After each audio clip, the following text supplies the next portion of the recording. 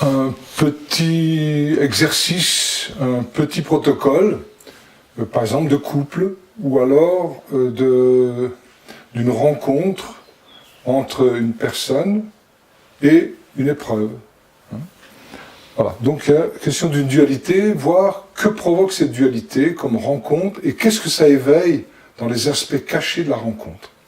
Alors le plus simple, ça peut être de faire d'un couple, par exemple, et on va dégager l'hexagramme de l'un et l'hexagramme de l'autre, et les faire se rencontrer pour que ça éveille quelque chose de caché. Alors, le calcul de l'hexagramme d'une personne, eh bien, c'est de prendre le nom, le prénom et la date de naissance. Voilà. Alors, je vais prendre un exemple complètement inventé, bidon. Le nom, on va prendre pas trop long, allez, Verger, par exemple. On va prendre le nom Jean, le prénom, pardon. Date de naissance, je dis n'importe quoi, 19 juillet 1970, par exemple. Voilà. Alors le calcul se fait de la manière suivante, à la française, c'est-à-dire selon l'ordre des lettres dans l'alphabet français. Alors ici, nous avons V, c'est la 22e lettre, E, c'est la 5e, R, c'est la 18e, G, c'est la 7e, 5, 18. Et là, vous faites un petit calcul, ici. Donc 22, plus 5, plus 18, plus 7, plus 5, plus 18. Bon, là nous avons 75 que vous ne réduisez pas. Jean, J c'est 10, 5, 1, 14. Ça nous fait 10 et 1, 15, 16, 30. Et on ne réduit pas. Alors maintenant pour la date. Alors, on pourrait prendre une date du jour, mais j'estime que la date de naissance est fondamentale, puisque c'est par là que nous sommes arrivés dans cet espace-temps, enfin dans l'ici-bas de l'espace-temps. Alors là, vous allez toujours par chiffres. Donc c'est 1 plus 9 égale 10, plus 7 égale 17, plus 1 égale 18, plus 9 égale 27, plus 7 égale 34. Voilà, vous avez ce qu'il faut, vous faites le total. Alors, 75 plus 30 plus 34, nous avons 139. Alors, il n'y a pas 139 hexagrammes du Viking, il n'y en a que 64. Alors, on ne va pas faire les réductions à l'occidental, 1 plus 3 plus 9, parce qu'on n'ira pas loin. On va travailler, j'ai envie de dire, au collectif. On va écrémer. Et là, qu'est-ce qu'on fait? On fait 139 moins une couche de 64. Donc 139 moins 64 égale 75. Il n'y a pas 75 hexagrammes du Viking. On enlève une deuxième couche, moins 64 égale, et nous avons l'hexagramme 11. Un chiffre entre 1 et 64. Donc ici, nous avons, pour ce nom, prénom, date de naissance, l'hexagramme idéal, donc à interpréter de manière positive, c'est l'hexagramme 11. Alors je ne sais pas ce qui est écrit dans l'hexagramme 11, mais il sera positif. Une dernière chose, pour chaque hexagramme, il y a un arcane lumière, le couple, un arcane ténèbres, la famille, et un arcane mineur, qui est la biologie. Voilà. On retrouve toujours ces trois aspects-là. Alors maintenant, ce qu'on va faire, bon là c'était comme ça, on va prendre un exemple. Par exemple, imaginons que la somme de l'un, bon on va dire lui, vaut 144. Donc il n'y a pas 144 hexagrammes du Viking. Donc ça c'est un exemple de calcul, c'est tout. Maintenant on va rentrer dans ce protocole d'hexagramme de rencontre. Eh bien ici 144 moins 64 égale 80. On enlève encore 64 égale, 144 moins 64 égale, moins 64 égale, nous avons l'hexagramme 16. Donc pour lui, c'est un hexagramme qu'il positive. En tout cas, positif dans le sens où c'est ce qu'il donne en apparence. On va dire que c'est l'hexagramme apparent. On pourrait dire l'aspect conscient. L'aspect caché, on le retrouvera par la rencontre. Elle, ou alors une pathologie. Vous pourriez prendre le nom d'une pathologie plutôt que de prendre une personne. Hein, voilà. Donc, c'est la confrontation pour lui avec, imaginons, je fais voilà, par exemple ici, nous avons une somme de 158. 158 moins 64 égale, c'est pas suffisant, j'ai 94. J'en enlève encore moins 64 égale, eh bien j'obtiens l'hexagramme 30, qui sera positif en apparence, là c'était pour lui, positif apparent en elle, ou alors ça peut être la pathologie. La pathologie, évidemment, il n'y a pas de nom, prénom, date de naissance, c'est le nom de la pathologie. Hein? Fatigue, ce serait F, 6, plus 1, plus 20, plus 9, plus 7, plus 21, plus 5, par exemple. Voilà. Alors, ici, nous avons un hexagramme 16 pour lui, apparent, et un hexagramme 30 pour elle, en apparent.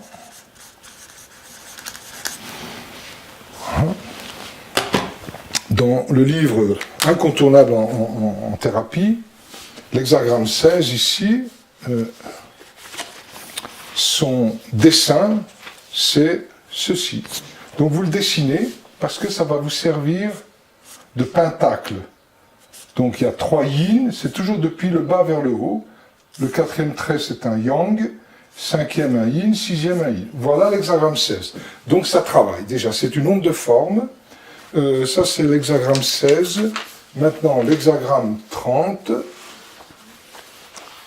Son schéma, son graphique, c'est yang,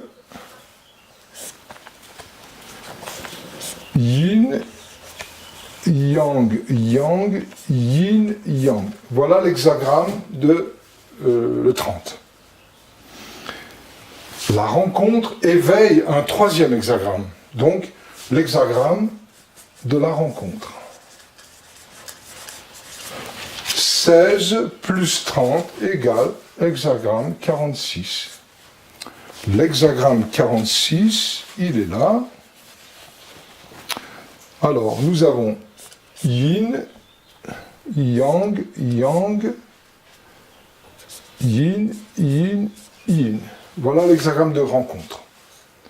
Mais lui, face à la rencontre, brasse des choses profondes, personnelles. Et là, c'est 16 plus 46 égale 16 plus 46 égale 62. Nous avons lui en apparent, elle en apparent. La rencontre des deux, nous avons l'hexagramme 46, c'est l'hexagramme de rencontre. Mais cette rencontre va cogner lui et lui faire apparaître des aspects cachés. 46 plus 16 nous donne l'hexagramme 62. De yin, de yang, de yin. Pareil pour elle, la rencontre qu'elle a fait avec lui réveille, un peu comme l'iceberg, on pourrait dire que ça c'est la partie émergente de l'iceberg, ça c'est l'eau, hein, la rencontre, les liens, et bien la partie cachée de l'iceberg est pour lui et pour elle. Alors pour elle, ce sera 30 plus 46, ça fait 76, 76 moins un cycle de 64, nous avons ici, elle, cachée, hexagramme 12. On va le dessiner, comme ça on aura tout. Alors l'hexagramme 12, c'est 3 yin et 3 yang. Donc ça réveille, voilà. Ces 5 hexagrammes, hein, rien que de le faire ceci sur une feuille de papier, pour un couple par exemple, ou une personne avec sa pathologie, hein, vous n'écrivez pas lui apparent, elle apparent, et vous ne mettez même pas, vous ne mettez que les hexagrammes. Ça pose un acte psychoalchimique, hein, ça travaille. Après, on peut tester pour savoir, mais dans cet ensemble, sur quel hexagramme il faudrait aller par rapport à une problématique de cet ensemble. Et là, on pourrait demander à un thérapeute de dire, ben tiens, sur ces 5, par rapport à ces 2 entités-là, où est-ce qu'il faudrait aller? Donc, je m'adresse à un thérapeute, par exemple, s'il pouvait tester sur ces 5-là, par rapport à cet accouplement, dans quel aspect, selon ce thérapeute, parce qu'un autre thérapeute va peut-être trouver autre chose. Mais on va dire, bah alors c'est quoi qui est juste? Mais ça, c'est fonction du patient. C'est le patient qui va choisir ce thérapeute extérieur qui est en harmonie inconsciente avec son thérapeute intérieur. Donc, le test du thérapeute extérieur est toujours juste. Alors, en toute justesse, l'hexagramme 30. Donc, ici, nous voyons un travail qui devrait tenir compte de cette... j'ai pas compris, l'hexagramme 30. Ok, bon ben voilà. Hein. Donc, encore une fois, ce que vous allez donner, écrit avec un feutre noir, les 6 hexagrammes, vous ne mettez rien d'autre. Là, ce que nous faisons maintenant, c'est pour l'explication. Donc, l'hexagramme 30. Bon, alors, écoutez, on va voir ici, chaque hexagramme a des arcanes plus des traits. Donc, rien qu'un hexagramme, il y a une richesse de verbalisation. Bon, allons-y. On oublie tous les 4 autres hexagrammes. On va se focaliser sur l'hexagramme 30, en sachant que l'hexagramme 30 a 6 traits, donc il y a 6 possibilités de verbalisation, en plus de la verbalisation de l'hexagramme en tant qu'entité, hein, l'hexagramme général, et en plus nous avons un arcane lumière, un arcane mineur, un arcane ténèbres. Voilà. Donc, ici, on pourrait faire, ça c'est pour le thérapeute, bien sûr, voilà, toujours avec le point de cohésion intérieure. Nous avons une explication, plus 6, ça fait 7, 8, 9, 10. Par exemple, faire ça.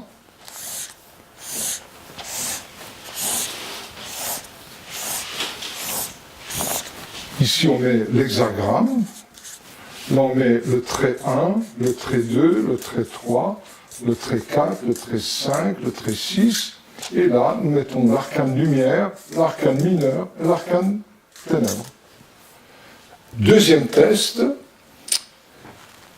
que l'on demande à notre thérapeute privilégié. Je ne trouve plus le feutre rouge, mais peu importe. Le trait 1.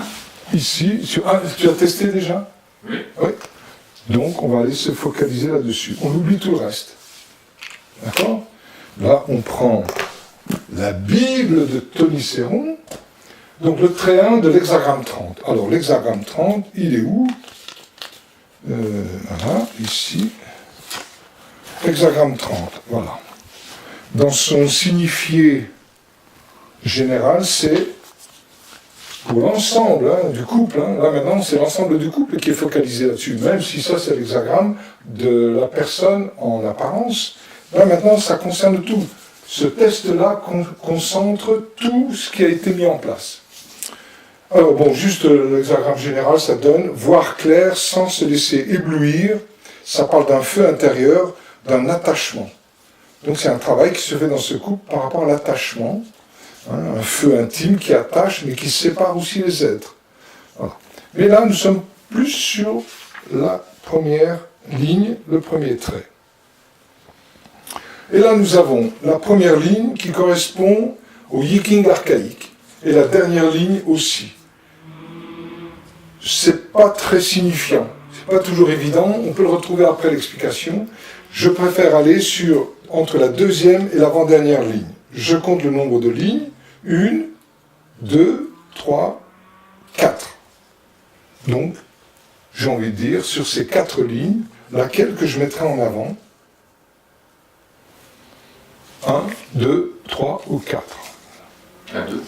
La 2, donc première, deuxième ligne. Il s'agit d'allumer le foyer au lieu d'imaginer que ce pourrait être déjà fait. Il s'agit d'œuvrer dès l'aube, dès le départ, au lieu de se disperser en s'affairant en tous les sens. Il s'agit de bien commencer si l'on veut parvenir à une bonne fin. Grosso modo, c'est comme si ça poussait les 2 personnes à aller rechercher le noyau de leur relation.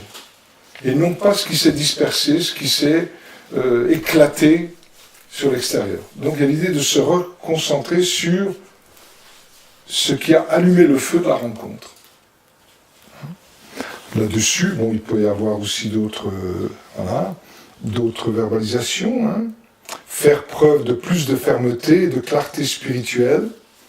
Il s'agit de discerner dans le choix de son attachement, utiliser le respect de l'ensemble, respecter l'autre, pour traverser cette étape encore hésitante. Ça parle d'une démarche posée. Dans le Viking archaïque, ça parle de chaussures dorées. Doré, ça veut dire de l'or, l'origine. Donc marcher sur un territoire, être conscient que nous marchons sur un territoire pur. Donc on ne peut pas le salir, le saccager. Voilà.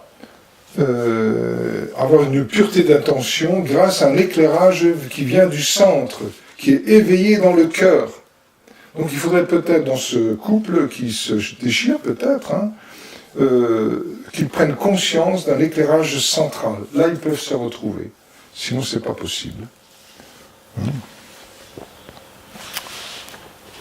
Tu m'avais dit le trait 1. Hein, oui, c'est ça. Pourquoi tu m'avais fait 2 tout à l'heure? Non?